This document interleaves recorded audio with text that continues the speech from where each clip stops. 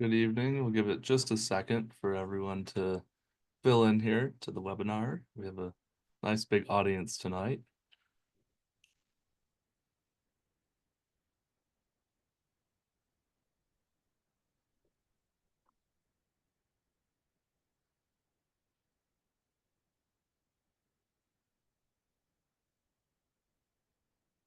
Well, good evening, everyone. Welcome to In the Adirondack Library series for January.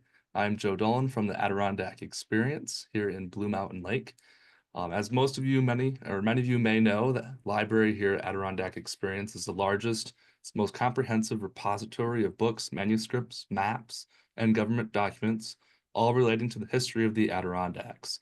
So throughout this series, we're excited to bring you inside the library, at least virtually, to explore Adirondack life, history, and culture.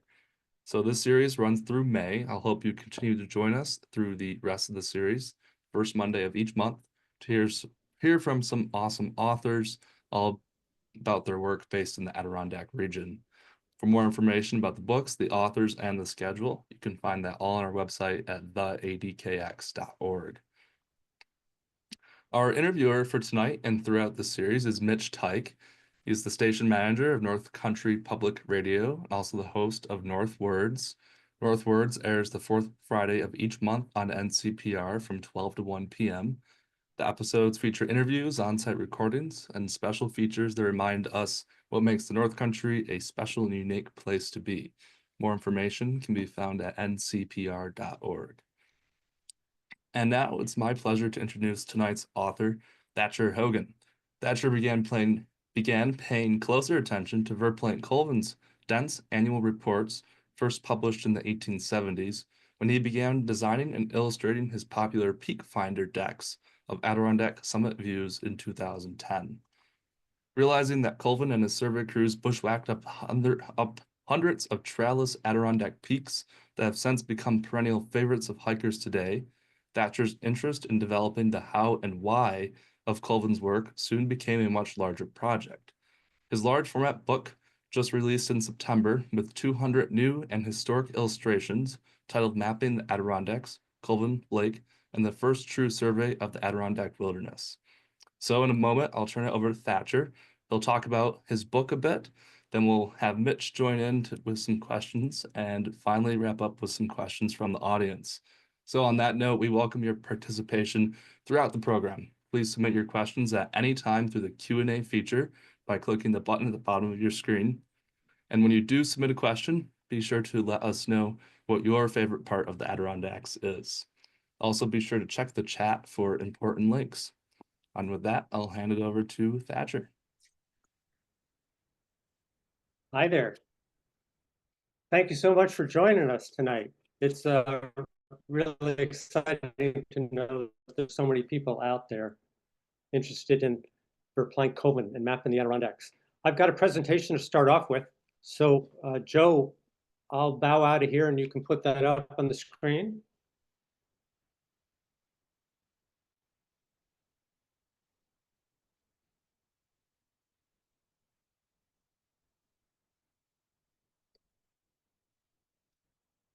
Here we go. So first of all, I thank you again for joining us. It's really exciting for me to do this. And thanks to Joe and Mitch too.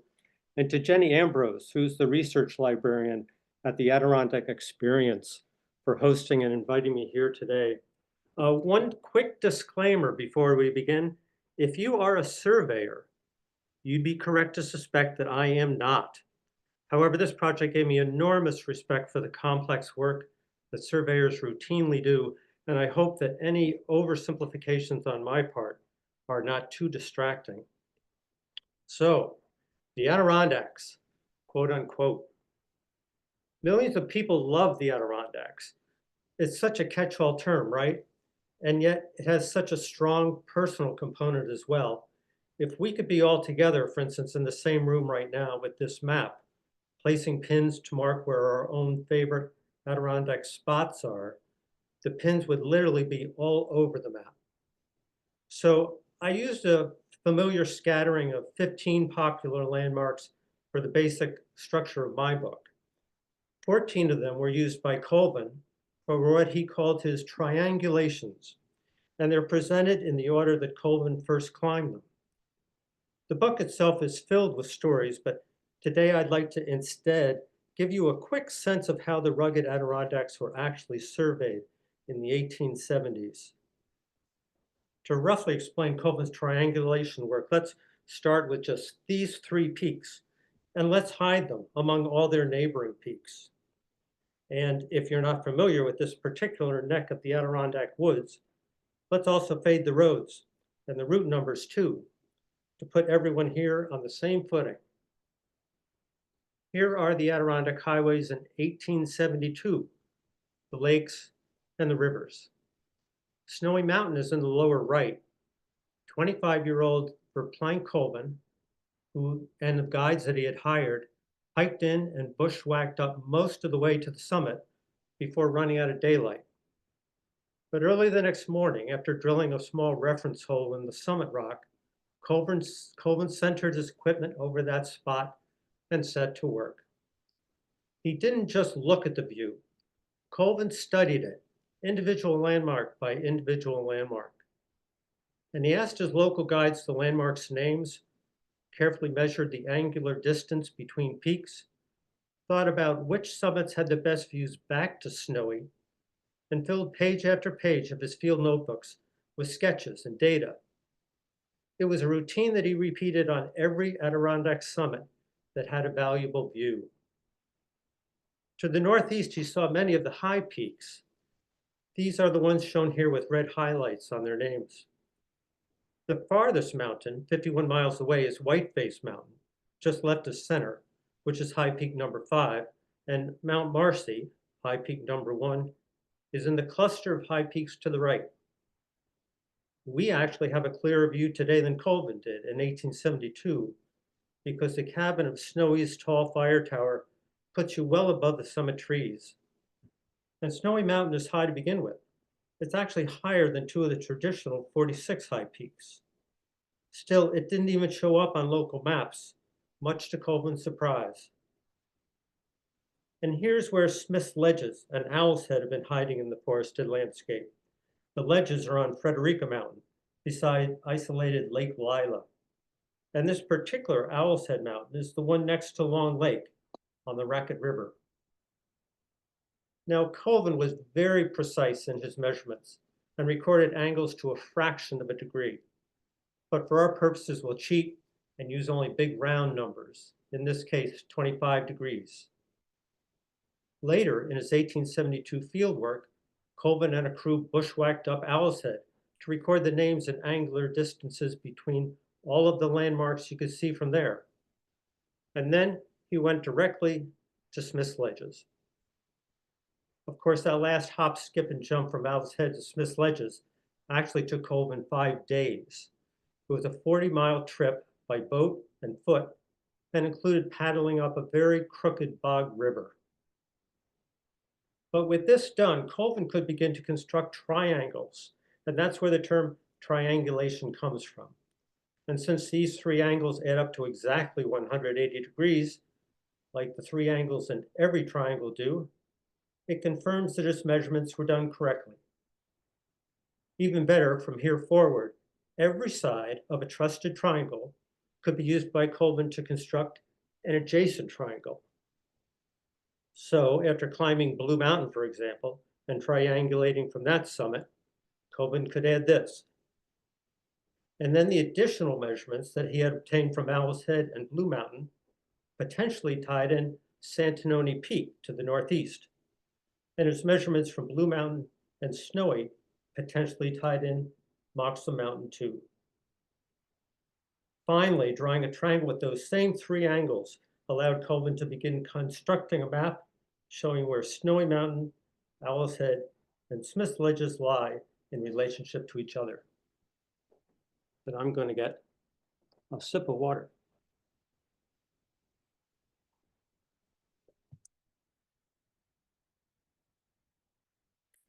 He could confidently add Blue Mountain too. And since he had bushwhacked up both Santanoni Peak and Moxham Mountain to triangulate in 1872, he could add those summit triangles to his sketch as well. In fact, he also tied in Mount Marcy, Whiteface, and several other well-placed peaks, constructing what he called his primary triangulation. This network of triangles formed an underlying skeleton that he'd later flesh out with the locations of rivers, hamlets, and county lines, plus hundreds of state parcels of land, the initial Adirondack Forest Preserve. Colvin's total triangulations that year were even more complex, especially considering that most of these peaks were isolated and heavily forested. You'll remember that from the summit of Snowy Mountain, Whiteface could be seen on the horizon 51 miles away.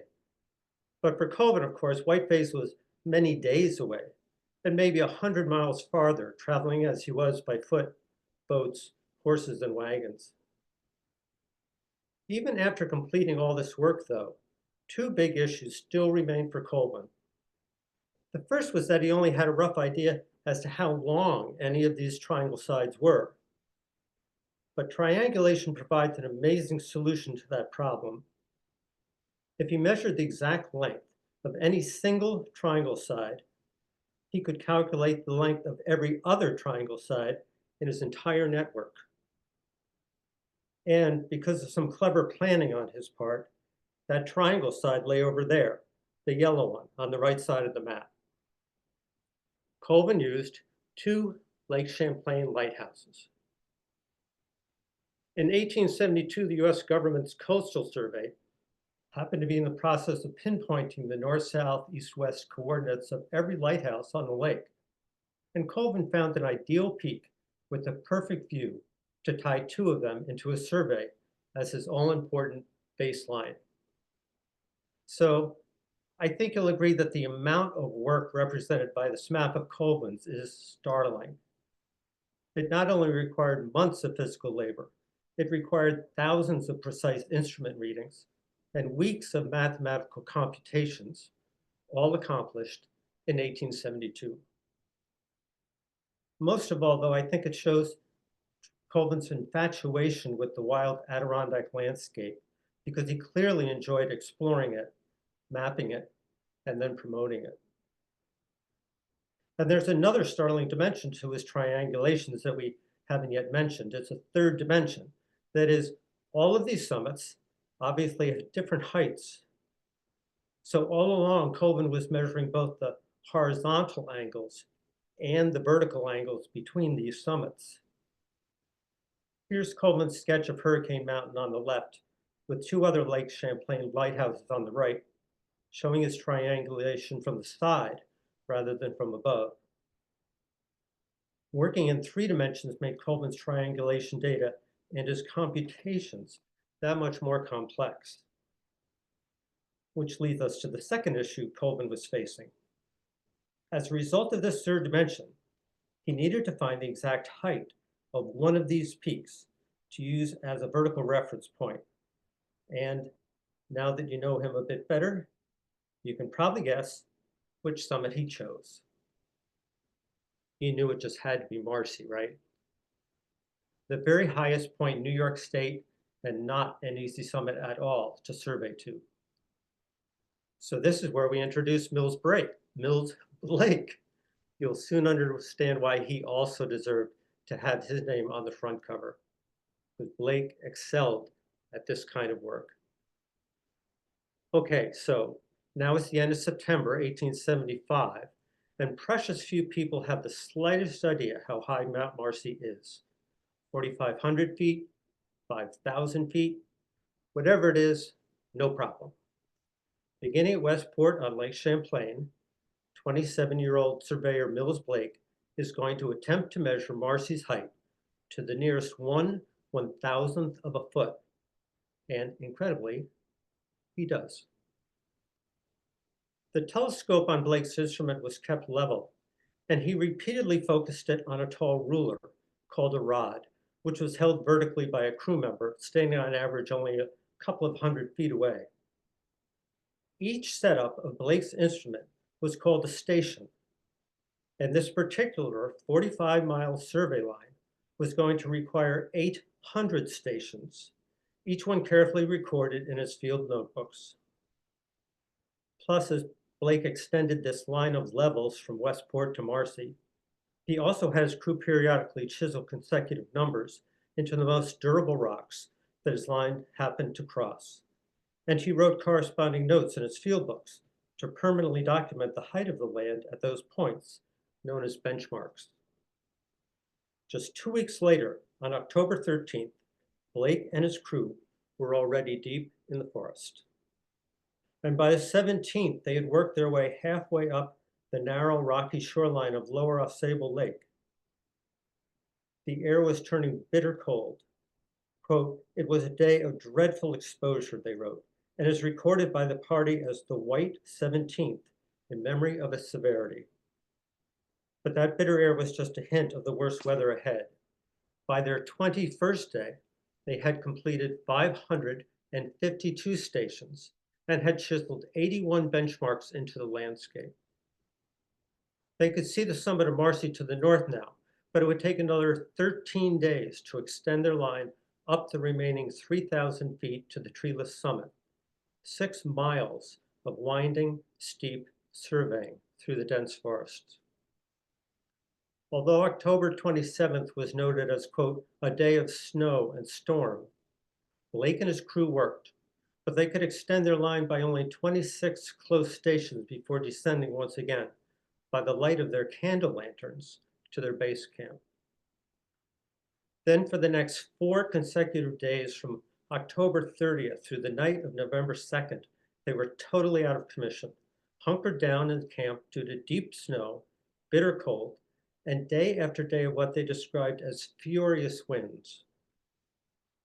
Their most experienced guide had actually abandoned them after warning everyone for several days how changing weather conditions in the Adirondacks can turn quickly deadly. However, the skies finally cleared on their 34th day, and instead of retreating, Blake and his crew extended their survey line to the edge of Mount Marcy's tree line before retreating back down to their base camp. And on Thursday morning, November 4th, they climbed back up to the tree line, picked up where they had left off, and started for the summit. Quote, "Without rest, without food, we worked eagerly, fiercely, all day." And at 4:50 p.m., we placed Blake's instrument on the summit of Mount Marcy and took the last observation on the graduated rod, which stood vertically upon the copper bolt which marked the summit's triangulation station. The height of Mount Marcy was found to be 5,344.311 feet. And that is still the number that's on maps of Mount Marcy today. But that wasn't the only summit Blake ran lines of levels to. He surveyed to the summit of St. Regis Mountain in 1878. And here he is on the side of Whiteface on a windless October day a few weeks later. You can see that his rodmen have placed the lower end of the double-length rod on the previous day's benchmark, and Blake, at his new first station of the day, is now sighting back to it. Today's Whiteface landing trail roughly follows the same route that Blake took.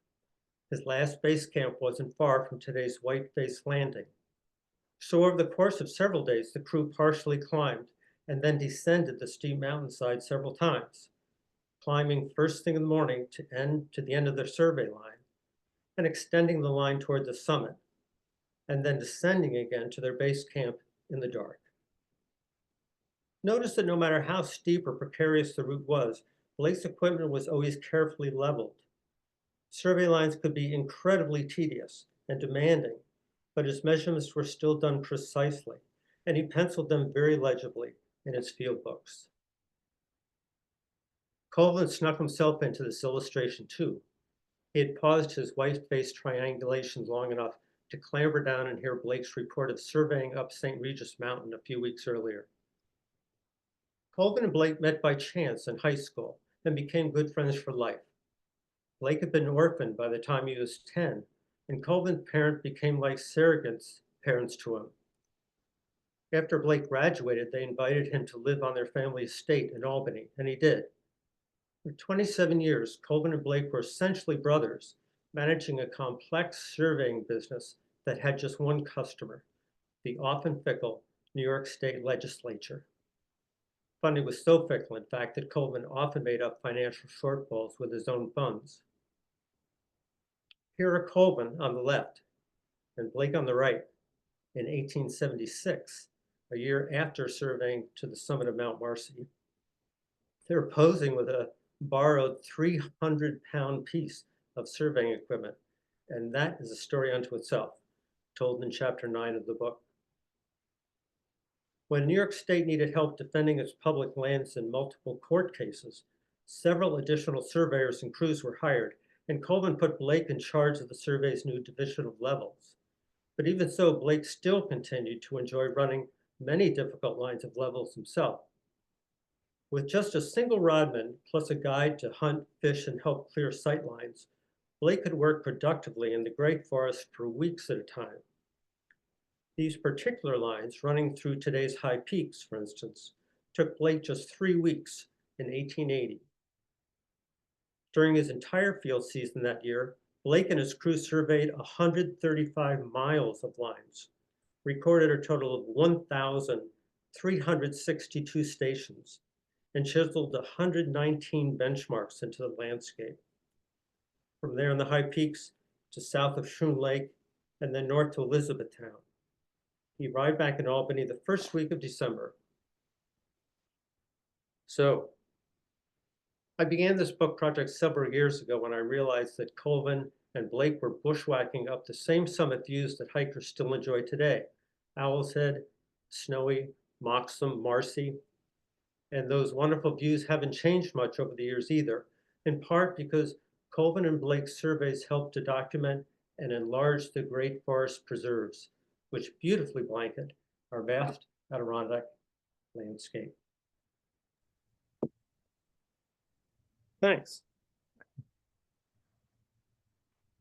Thatcher Hogan, thank you for such amazing work in this book and in presenting it to us. And just a reminder, I have a handful of questions for Thatcher Hogan, but we've already gotten some in our Q&A function at the bottom of the screen. So if you have questions about Colvin, about Blake, about Thatcher Hogan's work, up them into the Q&A, and we're asking you to share what your favorite part of the Adirondacks is as well. So drop that in along with your question, and we'll get to those as quickly as we can.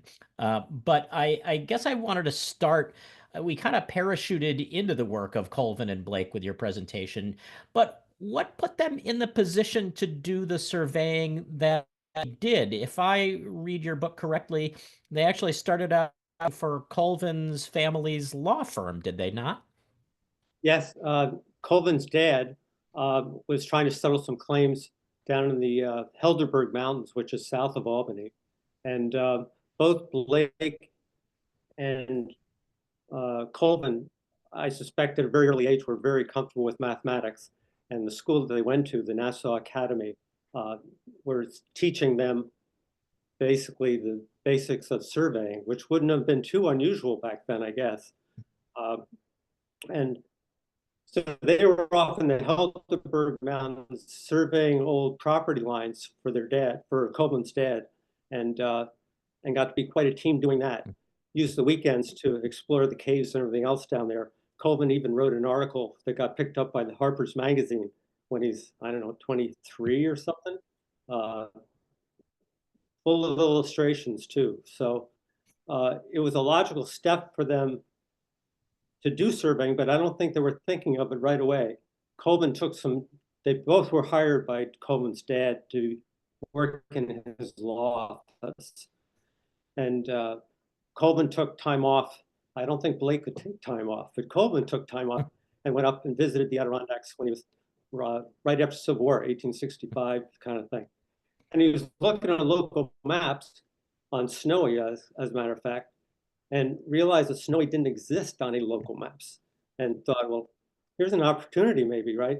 So he had been thinking about it from 65 to 72 and being out on his own and doing some rudimentary surveying.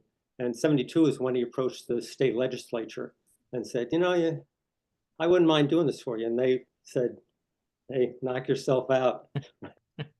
They Well, came right. over. It's funny. I was having a conversation just this afternoon with a college student, an aspiring journalist, who was asking me about the different ways to go into the field, and I meant them was to just go out and do it, find a place and start producing or writing stories and trying to sell them to the New York Times, PR. And as I was getting ready for this conversation, it occurred to me that's kind of how Colvin worked his way into the field as well. He just did it and said, "Hey, New York Ledger, will you give me some money to do this?" They gave him $1,000 to complete an Adirondack survey. I mean, it was like, okay, sounds good to me. And once he got that contract, how minimal it was, he turned right around and he hired Blake, who was still working for his dad's law firm. And they never looked back. I just find it amazing being in the Adirondacks, and then following on a map what they did. It's like, this is crazy. I have a hard time getting into a mountain and getting back into bed at night. And they stayed up until the sun went down, tried to go down the mountains by candlelight, right? So that they could be ready the next morning to do it all over again. Just, they loved it. They must have loved it. Well, do you get the sense that the New York legislature agreed to this just to get rid of him, or like $1,000 does not seem like a very large amount of money to do the work that they were. Yeah, I think they saw no harm in him doing this. He wasn't. He had moderate wealth behind him. He had two older brothers, but he had no family ever, and he was happy to spend his money doing what his passion was. So I think they just said, go ahead and do it. But they certainly weren't expecting him to start publish. They required an annual report. This is the funny part, because they said, okay, we'll give you this money, but you have to give us an annual report at the end of every year. And they said, all right, sounds great. Because this is a guy who had already published something for the Harper's Magazine, right? So it was right up his alley, and he loved to promote himself. So he would spend like 10% of the report would be on what he had surveyed and how important it was for the state. And then the other 90% was like adventures. This is what we did then. And look what happened here. And it was just crazy. And that's one of the reasons why the reports are so dense. They're fun to read, but sometimes you really need a map in front of you to understand what he's talking about. Well, right. I writing a book like this has to be a little like surveying in its own way. How did you take on this project? It started out with the peak finders, where I do. This is a typical peak finder, and it's got little things that slip up, and you can see 180 degrees of the view on one side, and then you flip it over, you see the 180 degrees on the other side.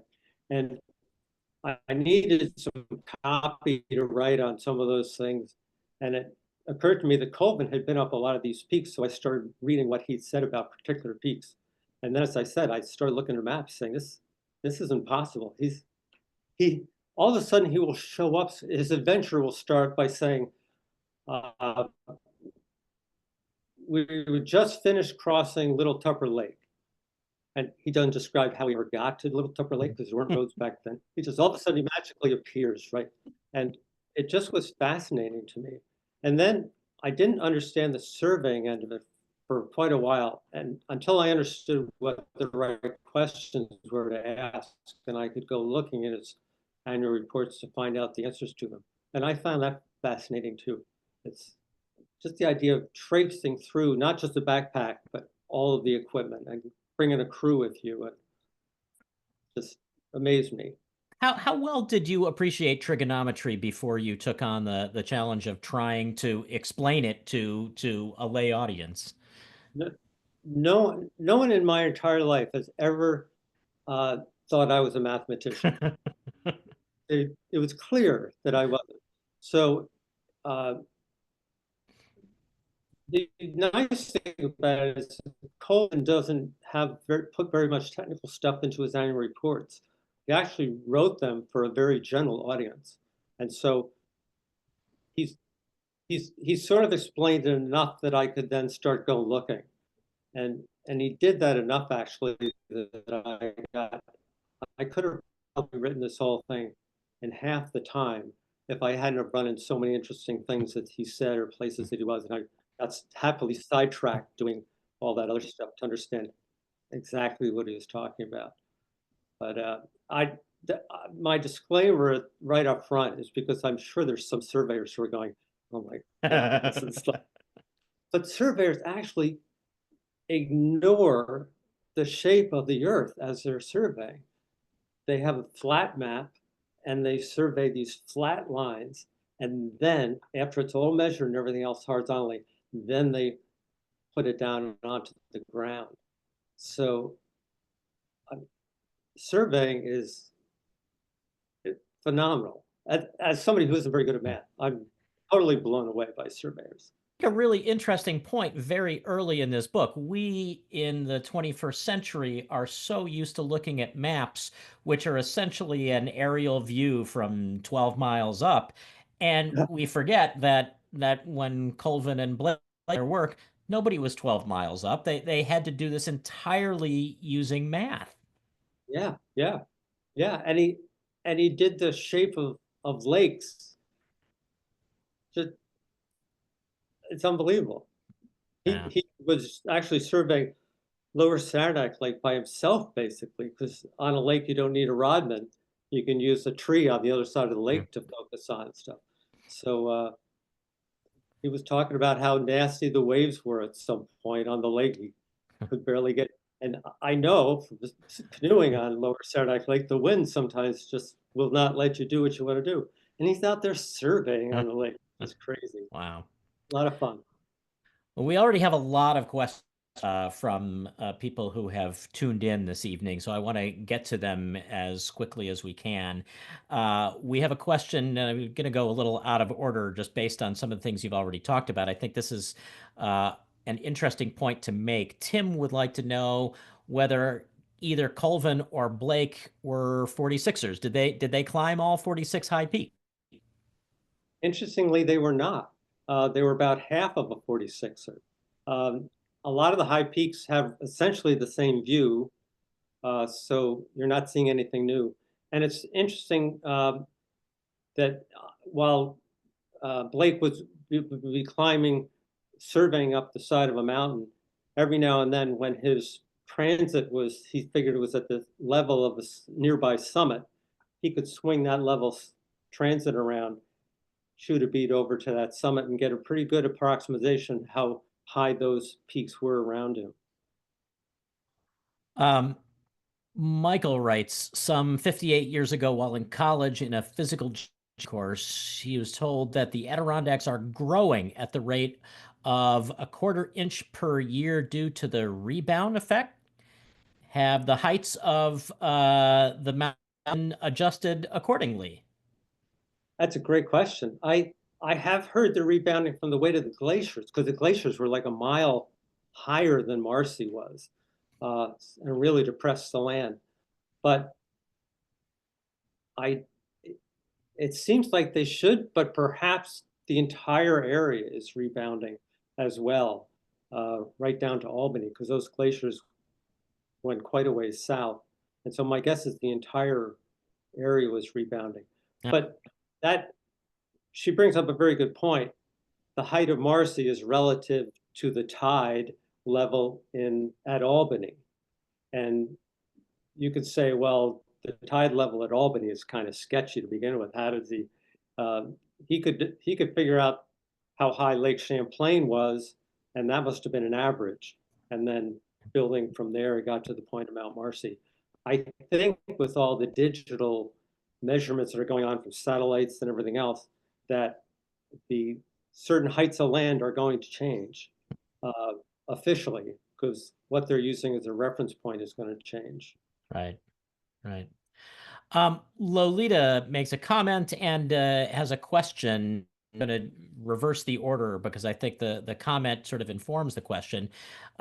She recently came upon a U.S. geodetic survey marker near Rondax Road on South Road, Bald Mountain area with a date of 1935, which triggered an interest in surveying. Doesn't take. So she wants to know, when you say markers that he left, and I think these are the benchmarks that you write about, what type of markers were they? Were they cement? Were they metal? Do they still exist? They were hand chiseled into the toughest rock that they could find for their durability. Most of them, and they were painted with black paint to try to keep things from growing into the thing. The numbers were, a good 8 inches tall. They're, as you would imagine, if you were hand chiseling something into a rock, you couldn't be doing round circles all that well. So and I have only seen one, and it was just by chance. I have looked for them, and I think a lot of the boulders and stuff that they use have been cleared away as roads have been enlarged. Colvin and Blake were going up many of the roads on their way to get into the Sable Gorge there. And I'm sure all of those benchmarks are long gone. Although in his reports, he does list a lot of those things as if, if you want, you can go find these things. The hand chiseled ones are pretty much gone. They're still there, I think, but they're just, you can't see them anymore. Yeah. And a lot of the ones that he put in, the bolts that he put into the summits, a lot of those have been worked out by tourists and everybody else. But you can still find some. There's one on, well, should I mention it? Everybody will flock to the top of Faro Mountain to see it. But there's one up there, and there used to be, you can still find the holes for a lot of them, even though the markers are gone. And in fact, there's now a link in the chat to an image of a Colvin bolt in a rock. So Cool. for people who are bored at looking at the two of us, you can check that out while you listen. Margot writes, Elk Lake was named by Verplanck Colvin. Did you cover the surveying of Elk Lake from Dix and Nippletop, etc.? I'm sorry, did I does it find its way into this book? Yes, he used, Dix was an interesting mountain because he went up it early. And then when he found things that he wanted to add to his triangulation, like a county line, for instance, down by Shroon Lake, he went back up to Dix because he had a sense that he might be able to see that point from Dix. So he went up a lot of peaks, made a lot of notes, and then when he was down on the ground trying to triangulate places on the ground back to 2 peaks that he'd already found, he often had to go back to those peaks to make sure he had good sight lines. Elk Lake was interesting because I don't know about their surveying Elk Lake itself, but when Blake went from Shroon Lake, for instance, he saw Blake very quickly in Shroon and then went back up to his surveying, basically the map that I had towards the end of the presentation there. I think of going through the Adirondacks by the roads. They didn't care about roads. They just went the quickest way. So Blake went from Shroon up to Elk Lake, skipped over to the Sable and Boreas Ponds area, and then went up into the high peaks from there. So their sense of the Adirondacks was very hands-on, understanding where all the divides and everything else were. So I hadn't paid much attention to how close Elk Lake was to the Sable Lakes, for instance. It's just right over a height of land. I mean, if you wanted to climb it, it would take you all day, but that's the way they went. It's a whole other concept of time and space. You mentioned Boreas area, and that leads us to, first of all, Eric messaged to say that his favorite area is the Boreas River Gorge, and also asked the question, how did they deal with no visibility from the majority of peaks? it is astounding to me that they counted on clear weather. I mean, there are times in his journals that he says he's just totally frustrated with the smoky horizon, right? And we know exactly what he's talking about when he says that. And when he had a stretch of really good weather, he would just keep working. Just he'd camp there and stay up on some peaks for days and days at a time. And he would work into the winter trying to get clear weather. On the peaks that were forested, he would get a hold of the people who owned those peaks. Back then, they were all pretty much privately owned, and ask the permission to let him cut trees so that he could have a full view. And like everybody today, they're going up to a peak to enjoy a view, right? And his view is critical to being able to finish his work. He had actually very early in a survey, 1873 or 1874, had suggested to the legislature that he build towers, like fire towers, that would be higher than the trees. But he said because of time and the effort of doing that, it wouldn't be economically feasible. But later in his career, he did do that. That's another whole story that I kind of follow in the book, is the evolution of those things that he was citing on and citing from. This might be a good segue to a question that Anthony asked. He writes, I read that Colvin invented a number of new tools to accomplish a lot of his surveying. Can you elaborate on these inventions? Well, one of them was that you saw the illustration of Blake sighting back to a rod. The normal rod, I think, was like 6 to 8 feet at the most. And they invented that taller rod that could flip up to be 12 feet tall. It was about the only way that they could really make some headway on a mountain, or going up, say, by Cascade Lakes when they surveyed up that area. It was steep enough that if you were only using 6-foot-high rod, you might disappear in a typical Adirondack dip. Blake wouldn't have been able to see you there. So this taller rod helped a lot. He also, they realized that in order to see another peak that they wanted to focus on, they needed something bright on that peak, and a little spot of light blinking turned out to be the thing that worked really well for 30, 40, 45 miles away. And Blake invented, or I shouldn't say invented, but he improved a little thing that would fit onto a telescope, and it had a mirror on one side and a little sighting thing on the other. And somebody could aim that spot of light back to Colvin on a mountain 20 miles away. So the trouble with that was that he had to have numbers of these things. He had to have numbers of woodsmen on those summits waiting, or just, doing that maybe all day long until Colvin got a reading there. There was no way to communicate between any of these things. And I was so just going to, it's amazing that they did time when, there were no telephones, there were no cell phones. So, they just had to coordinate this, and that sitting there and doing all day until the information was recorded. Yeah.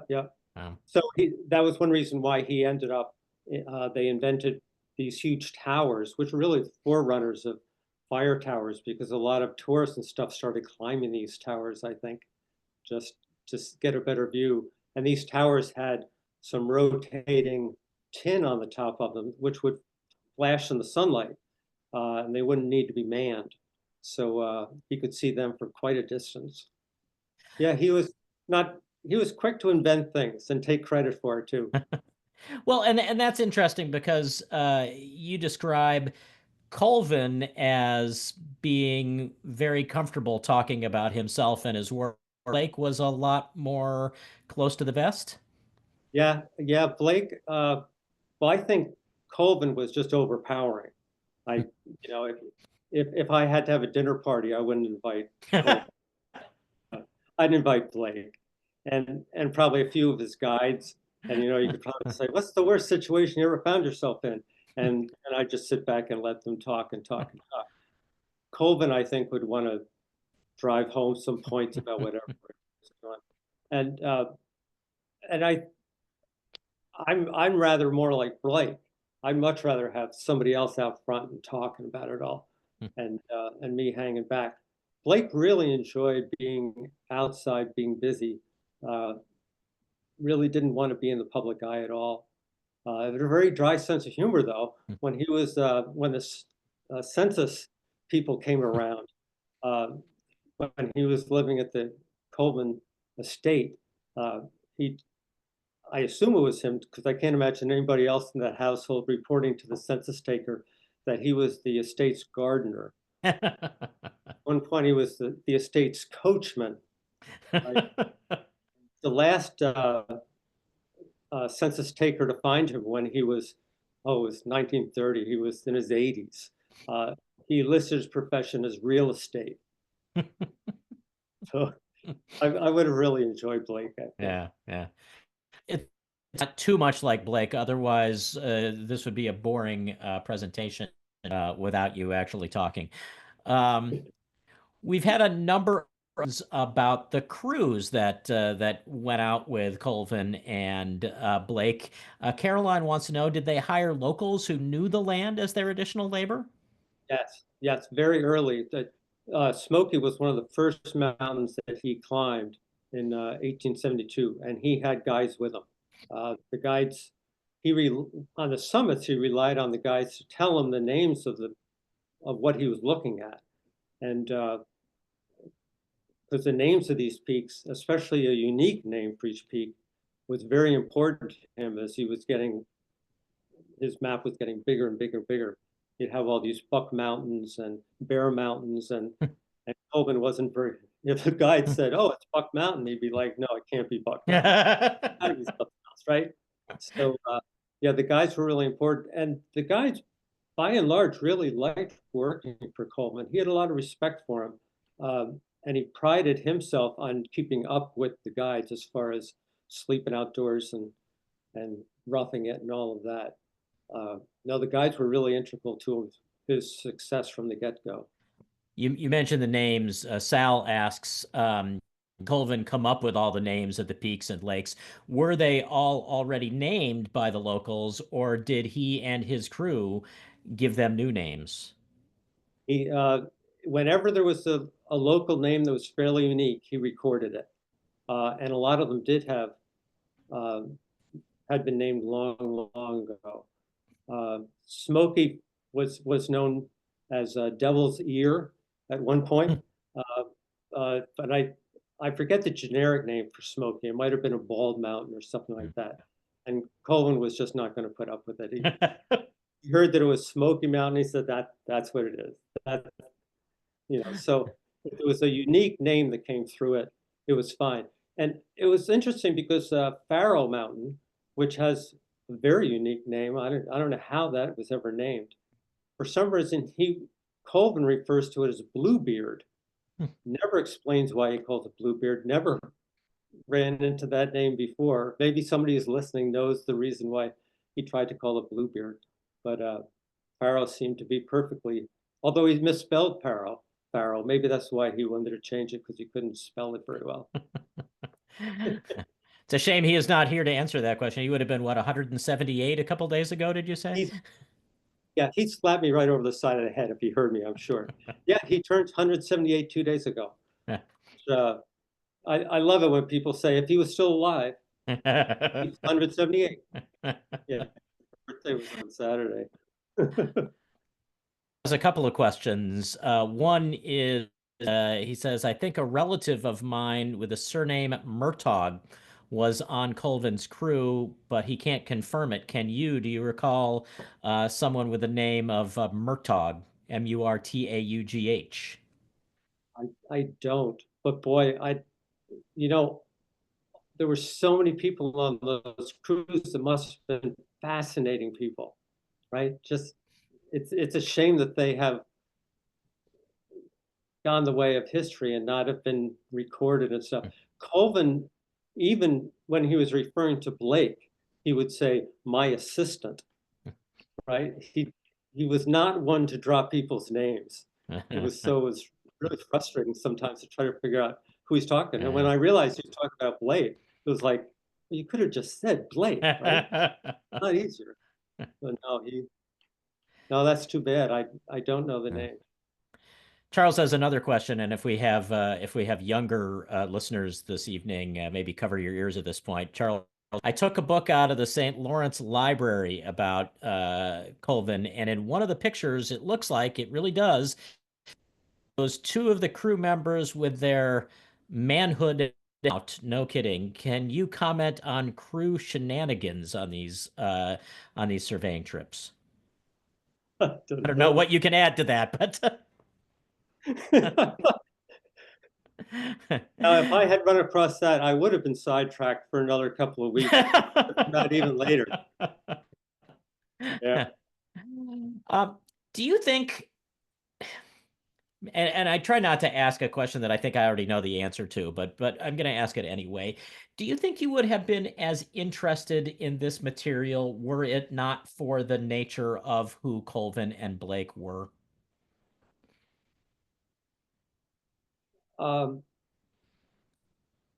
If that makes sense. Me personally. Yeah, I mean, would you have been so enamored with pursuing this if it weren't for the fact that, Colvin and Blake were Blake? They weren't, they were not two generic surveyors. Yeah.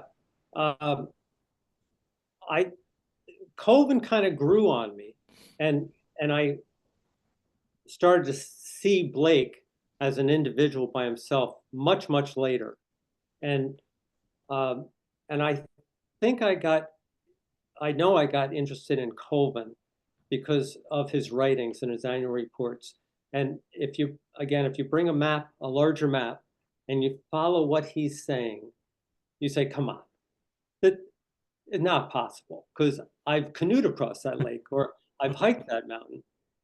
We talked about Dick's Mountain. He went from Giant down to Dick's, and then from there went to Nipplehead, and then Nippletop, and then from there was checking out the gorges between the mountains to see where the waters divided, going north or south or east or west, and then hightailed it back to the Beatty Hotel down in Keene Valley. And he did that all in 5 days. And I'm like, no, wait a minute. Because he's got a crew and he's got the surveying equipment and all of that stuff. So it wasn't long before I started following him on a map that I got interested in what he was doing. It just seemed amazing. It would take me a hard time to drive to a lot of those places, right? And again, they're just cutting through the forest to get from one place to another. But what they did was, I just found it fascinating. Mark from Cranberry Lake actually writes, not really a comment, we should all be eternally thankful for and grateful for Colvin's dedication. The fact that he came from a well-placed family and was a key factor in the survey getting done. I think Colvin and Blake would have done it for free. Sounds like they almost did, really. That sounds like Mark for Dan. That is correct, yes. Hi, Mark. Yeah, he's absolutely right. Mark has been an inspiration to me because he's a local historian. And he taught me that if you take this little bit of information and start researching it, whatever it is, it just opens up this huge space and you can just get lost in it. And so much more is now online. It's phenomenal what's online from all the research librarians, and it's just great out there. Yeah, Colvin and Blake, you can trace them right back to the Forest Preserve, and the state didn't know where their properties were. They were just given deeds and said, you own this piece of property. It was unsurveyed. They weren't exactly sure where it was or who they butted up against. And their surveys really helped to define exactly where the state parcels were. And at that point, the state wasn't selling them anymore. They were keeping them and adding more to it. So yeah, they saved the state a lot of time and grief and stuff in courts. Jason writes and would like to know, do you know what year Colvin surveyed Warren and I'm sorry, surveyed Warren? And Hamilton County. Oh, I do not. I I mentioned Hamilton County in the book and surveying there, and I can't remember offhand what the year was. When he got finished his triangulations and getting that basic skeleton in place from all the summits, then he went to county lines and things like that and trying to nail down where those county lines were, using the summits as his reference points. And so it was, my guess is that it was the late 1800s that he would have started that. I'm sorry, 1870s. You'll just have to buy the book. I'll have to pick up a copy and look that up. Christian wants to know, do you have any insight regarding cotton and how the summit was mistakenly thought to be less than 4,000 feet? Was this in the Colvin era? Say it again, what summit? McNaughton. Oh, McNaughton. Yeah, I believe that was not identified because, well, it might not have been mentioned in Colvin's books. And I think the Marshall brothers were looking in Colvin's book to try to figure out which ones were the highest. But I think that's what got them going on the 46ers that they picked out. But McNaughton lies sort of a little bit outside of that group, perhaps. So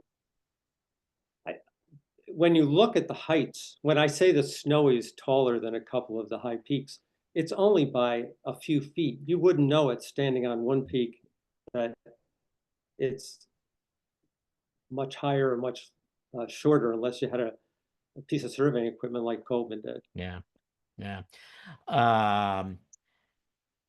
Anthony writes, do you believe or think Colvin had a long-term ulterior motive for doing all later to life? Did he gain financially by prestige from doing what he did? He certainly had prestige among the people who read his annual reports. They were very well received. The New York Times at the time was reporting on them as soon as they came out, and there was a lot of interest about the Adirondacks. After the Civil War, there were much more tourism and stuff.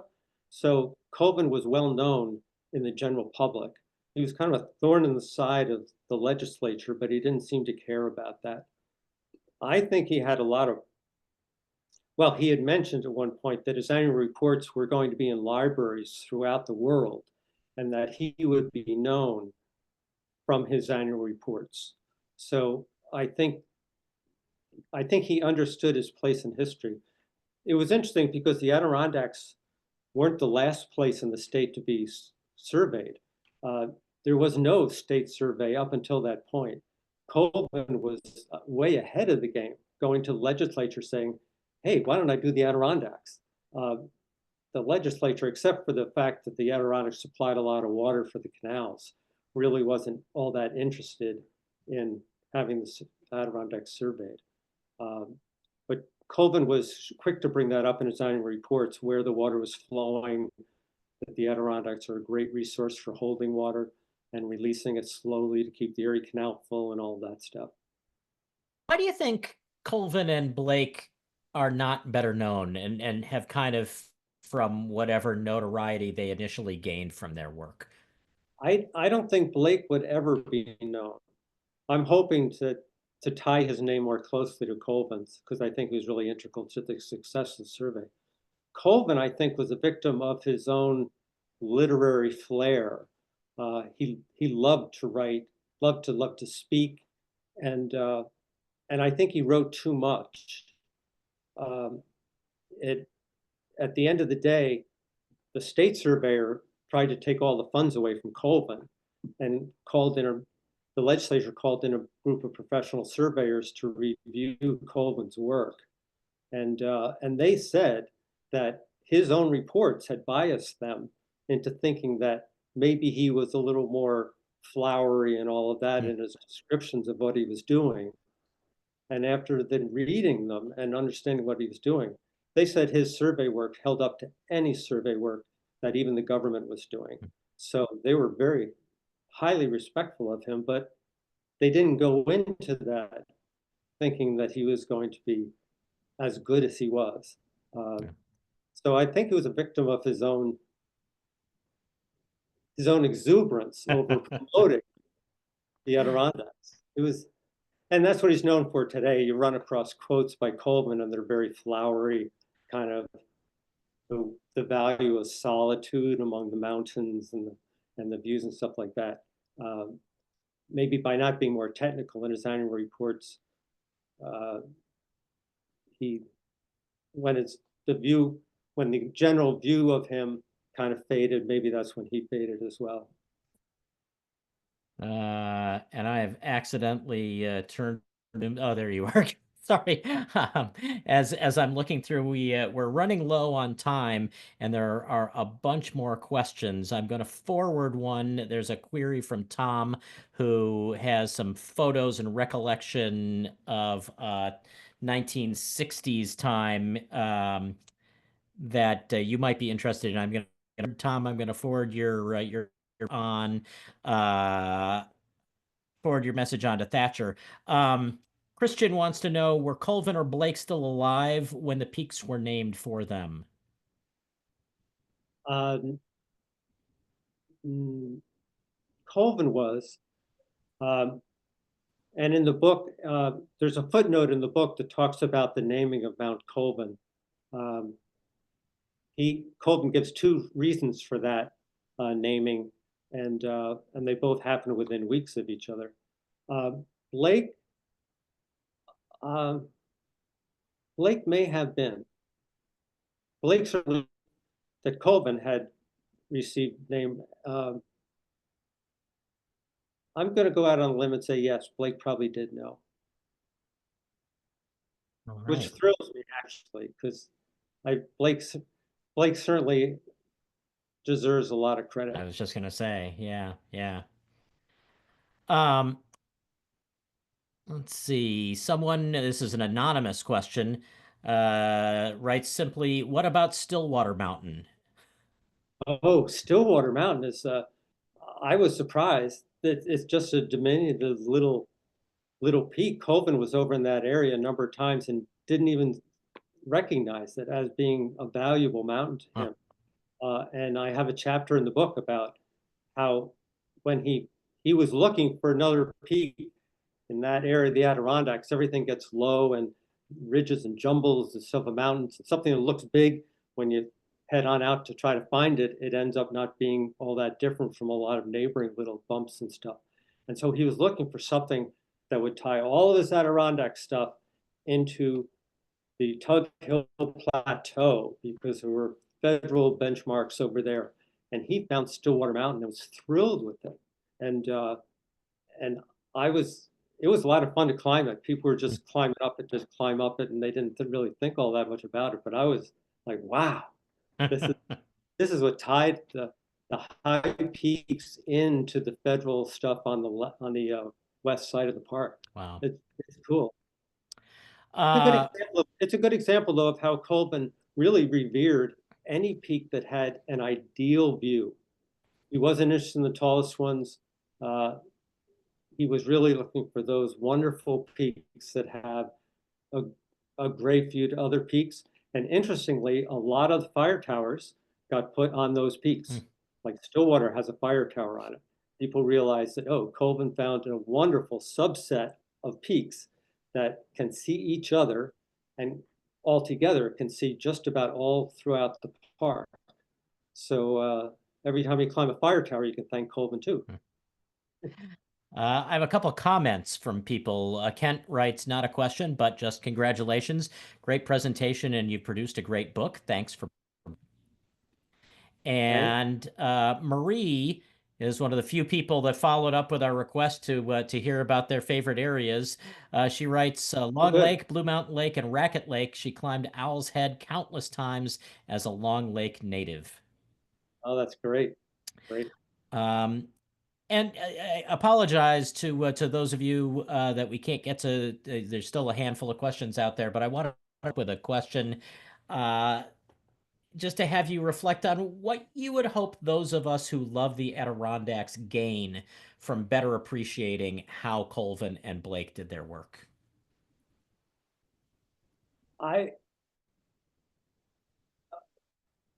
Well, I think if you experience the Adirondacks, whether you're canoeing or hiking or just driving through it, the forest, the great forest of the Adirondacks is sort of affects everybody, no matter where in the Adirondacks you are. And Colvin really understood the great forest. He was looking for places to see from. He was looking for views, but he was also looking for the county lines on the ground or evidence of where the state properties were on the ground. And I think we could feel a kinship with both Blake and Colvin because they loved the Adirondacks and understood the Adirondacks for the same reasons that people sort of get there and just feel at home there, right? There's something about the Adirondacks I think just kind of seeps into us. We bring all kinds of work with us, and we're going to go and take a weekend in the Adirondacks, and we can't do it because it's just so wonderful to look at the water and the sky and the forest as you're driving through it. And Colvin, for 27 years, Colvin and Blake kept coming back to the Adirondacks and working as long as they possibly could before the winter set in again. I think they loved it like we do. Can you imagine what they would have done with a GPS at their disposal? You know, crazy, huh? They probably would have slit their wrists. Yeah. I mean, these satellites are using triangulation basically. And they're moving too. So it's like they've got atomic clocks on them. I think Colvin would love it. Right? Well, Thatcher Hogan, it's just amazing, amazing work that you've done to highlight the amazing work that they did. Thank you so much for sharing it with us. This is great. Thank you very much. I'm usually a hermit, so you got me out of my cave. And you missed Jeopardy, so I'm sorry. What do you I'm going to turn things back over to Joe at the ADKX. Well, thank you both, Mitch and Thatcher. It was a great program. And thank you to all of us in the audience for joining us tonight. We invite you to next month's program. We got Stephen Kernick. He's got a new book out on the Beater Room Boys. It's about growing up in Adirondack Milltown. So for more information, register for the program next month. Go to the adkx.org/events. We may be closed for the winter, but stay connected with us online and on social media. We've got a new series coming out on true crimes. So if you're into that, be sure to check that out, all at that same link. A recording of this program will be available on our website and our YouTube channel within about 24 hours of this evening. So if you want to go back and watch later, be sure to check that out. So from all of us at Adirondack Experience, thanks for joining us, and we'll see you next month. Thanks.